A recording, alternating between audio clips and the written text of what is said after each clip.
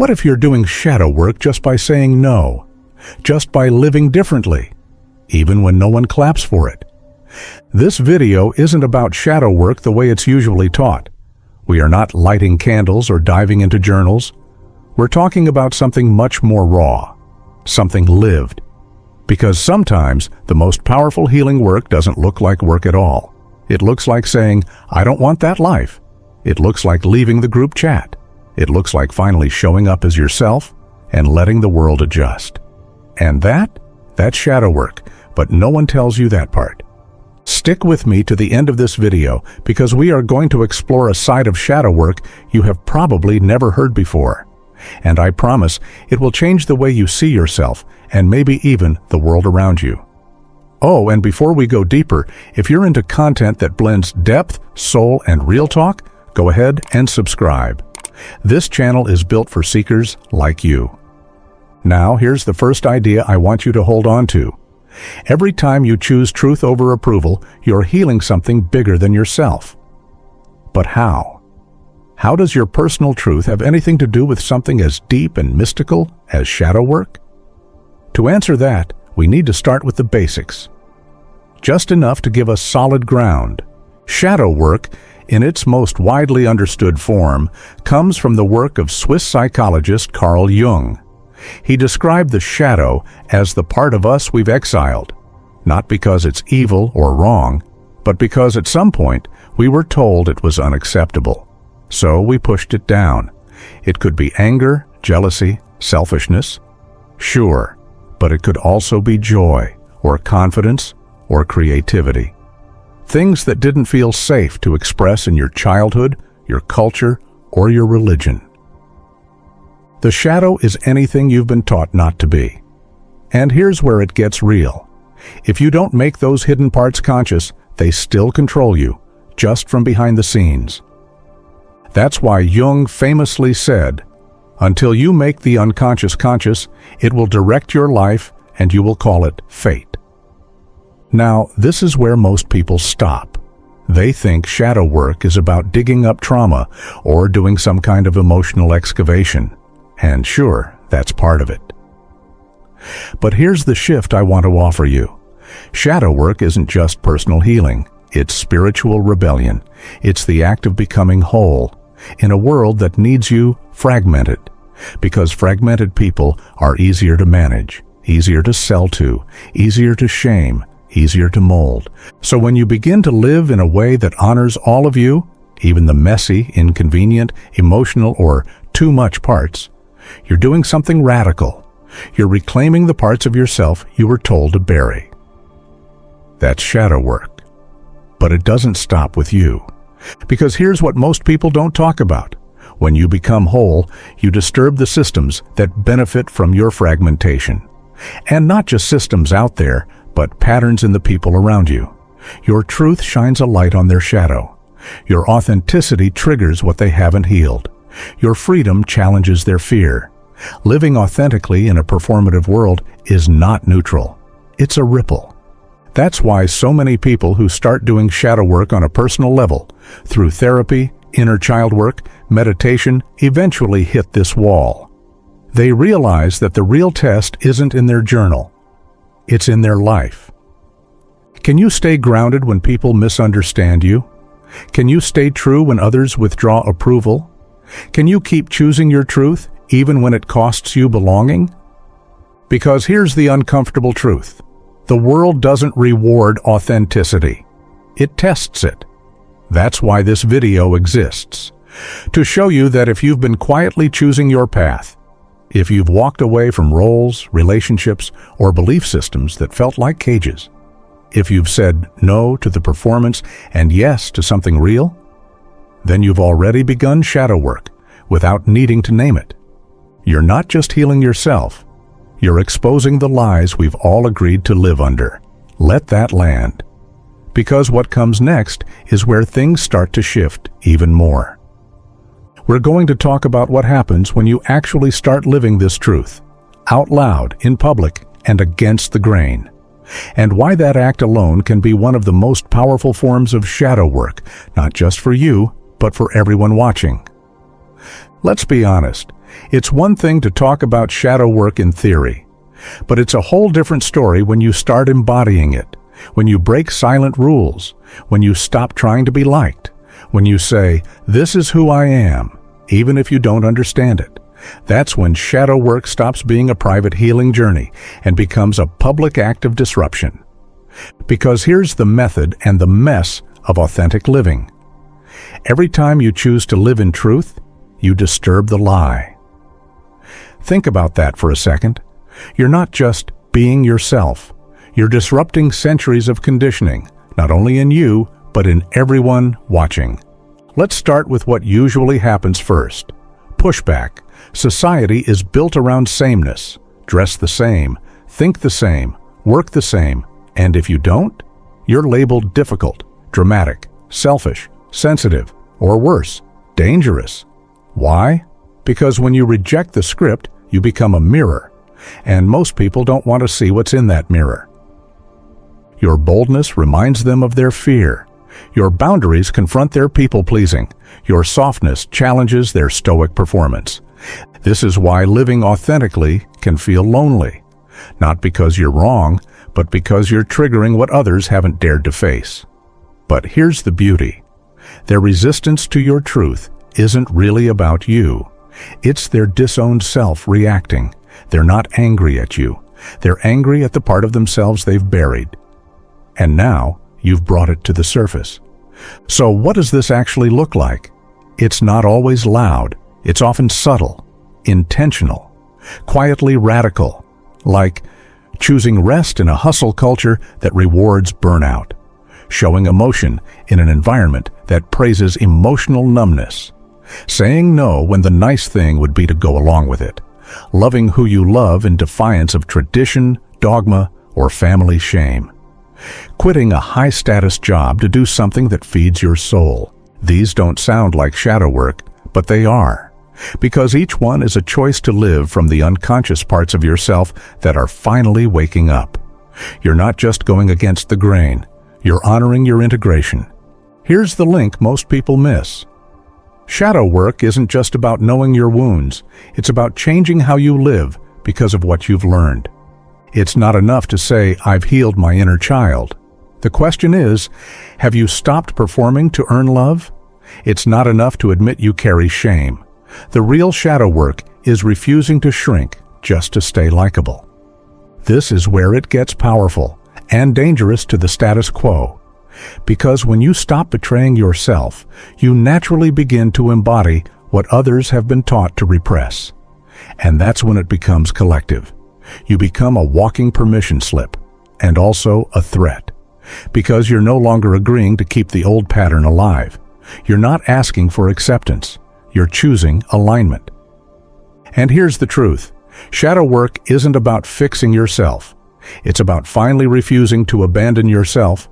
These moments, simple as they seem, are sacred because they say, "I no longer serve the lie." That's not just authenticity, that's alchemy. And now we're going even deeper. Soon you'll see how the very way you live, the choices you make, the path you walk, becomes a mirror. Not just for individuals, but for the collective. Some people won't say it out loud. But your life, the way you move, the way you choose, the way you say no thank you, unsettles them. It's not because you're doing anything wrong. It's because, without meaning to, you've held up a mirror. And in that mirror, they see what they've exiled. See, this is where shadow work becomes less about what you do and more about what you are.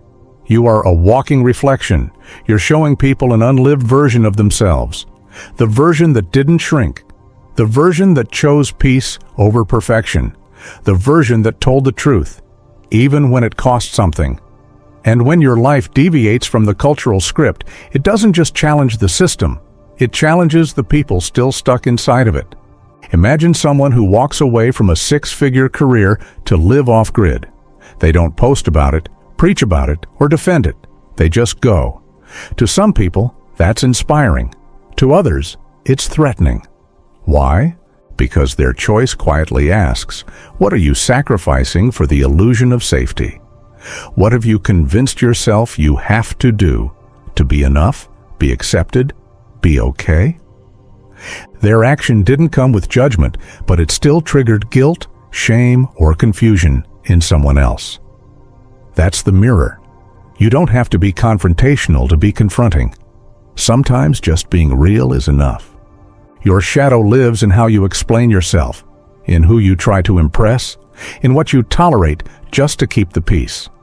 So when you stop performing, even in quiet, personal ways, the ripple is real. You may think you're just dating someone unexpected, leaving a religion, switching careers, embracing your natural body, choosing joy over productivity. But those simple choices have weight, because someone, somewhere, was told those things weren't allowed, and now you've made them visible. This is where authentic living becomes sacred rebellion. You are, whether you mean to or not, disturbing the trance that says success must look a certain way. Masculinity means stoicism. Femininity means compliance. Rest equals laziness. Love has limits. Every time you break that trance, even a little, someone else wakes up. They may resist, they may lash out, they may project. But don't miss this. Their discomfort is evidence of the work. That's the shadow coming to the surface. Not just yours, but theirs. And you don't need to argue about it. You don't need to post a thread, write a rebuttal, or prove a point.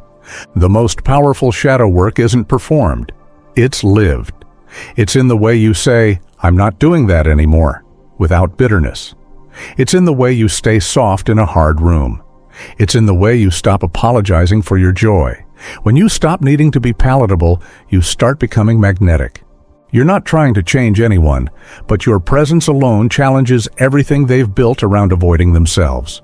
Not everyone will thank you. Some will misunderstand you. Many will project onto you. But a few, the brave ones, will start asking questions. They'll feel the disturbance. They'll feel the pull. And something deep inside them will whisper, "What if I don't have to live this way either?" That's the mirror at work. And it's powerful. Because when you live as yourself, fully, freely, you do more than heal your own shadow. You invite others to face theirs. You shift the field. You crack open possibility. You might not see the ripple. You might just be living your truth quietly, walking your path, minding your soul. But the ripple is there. Because when you show up as your full self, not the curated, sanitized version, you don't just give yourself permission. You give it to everyone around you. Authenticity is contagious. Not because it's loud, but because it's real. And we are starving for real. Shadow work isn't just about healing your own pain. It's about ending cycles, patterns that were passed down, enforced, rewarded, and rarely questioned. And that's the real rebellion. When you heal your need to perform, to please, to prove, or to fit in, you break an ancestral spell. When you refuse to suppress your joy, your rage, your tenderness, your sexuality, you open a crack in the collective amnesia. When you stop abandoning yourself to be loved, you model a kind of love that's never been seen before. You change the code. And here's the paradox. You don't have to fix the world. But when you fix your relationship to yourself, you shift the world. Because culture doesn't change from the top down. It shifts from the inside out, from one person remembering who they really are. We think revolutions always look like fire, protest, noise. But some revolutions begin in silence, in solitude, in the decision to no longer betray yourself, even when no one's watching. When you live authentically, you're creating friction with the old system. You're saying, the way it's always been doesn't work for me. And that alone is revolutionary. Not because you're demanding others change, but because your very being challenges what they thought was absolute. This is why some people get defensive around you. This is why others are magnetized. Your embodiment becomes the question they've never dared to ask. What else is possible? This is shadow work for the collective, because the shadow isn't just individual, it's cultural. There are entire systems built on what we've collectively exiled. Emotional expression labeled as weakness. Rest dismissed as laziness. Sensuality condemned as shameful. Difference punished as dangerous. Wholeness fragmented into roles, masks, and labels. When you refuse to exile those things in yourself, you confront the cultural shadow with your existence. And not everyone will know how to handle that. But here's the medicine. Someone is watching you, not in a creepy way, in a hopeful way. They're watching how you say no without guilt. They're watching how you laugh too loud, cry too openly, rest without apology, love without a script. And they're wondering, could I do that too? Your courage creates pathways in the collective mind. You are literally expanding what's imaginable. You are proving that the old story isn't the only story. And no, this doesn't mean you have to be perfect. Living authentically doesn't mean you never slip, never doubt, never regress. It means you keep choosing truth, even when it's messy, even when it's inconvenient, even when it costs you comfort. Because that choice sends out a frequency, and people can feel it. Not everyone will be ready, but some will, and they'll begin the work, not because you told them to, but because your freedom became the mirror they couldn't look away from. This is how inner work becomes cultural healing. It's not a sermon, it's a signal. And the more people send that signal, through their parenting, their art, their business, their relationships, the louder the field of possibility becomes. Until one day, the lie is no longer sustainable. And the truth, it becomes the new normal. This is the quiet revolution. No hashtags, no headlines, just humans, returning to themselves. One decision at a time. So if you've ever wondered whether your healing matters, it does. It's not self-indulgence, it's a form of activism. You're not just breaking patterns for your own peace, you're lighting the way. Maybe no one ever told you this, but your truth is not a burden, it's a blueprint. Every time you live authentically, not for approval, not for applause, not for safety, but because it hurts not to, you become a living roadmap back to wholeness. And that's not a small thing. In fact, it might be the most important thing you ever do. Because we don't heal the world through perfection. We heal it through permission. When you show up as you, messy, evolving, still figuring it out, you give someone else permission to breathe. And that breath might be the first time they've ever felt safe being themselves. Let this land. You don't need to become a different person to be valuable. You need to become more of who you already are. That's what shadow work really is. It's not just sitting in meditation. It's not just writing in a journal. It's not just doing the work in private. It's also walking into the world with all your parts in tow. The wounded child, the untamed dreamer, the fierce lover, the misunderstood artist, the rebel, the soft heart, the voice that shakes, the silence that speaks. It's showing up whole in a world that benefits from your fragmentation. And that's not just healing, that's prophecy. Your authenticity isn't a threat, it's a prophecy. Let that line sink in. You are what the world has been waiting for, not some polished version of you, not the filtered one, not the one who bends to fit into every room. Just you. And when you live like that, when you walk through life refusing to shrink, hide, or perform, you become a living question.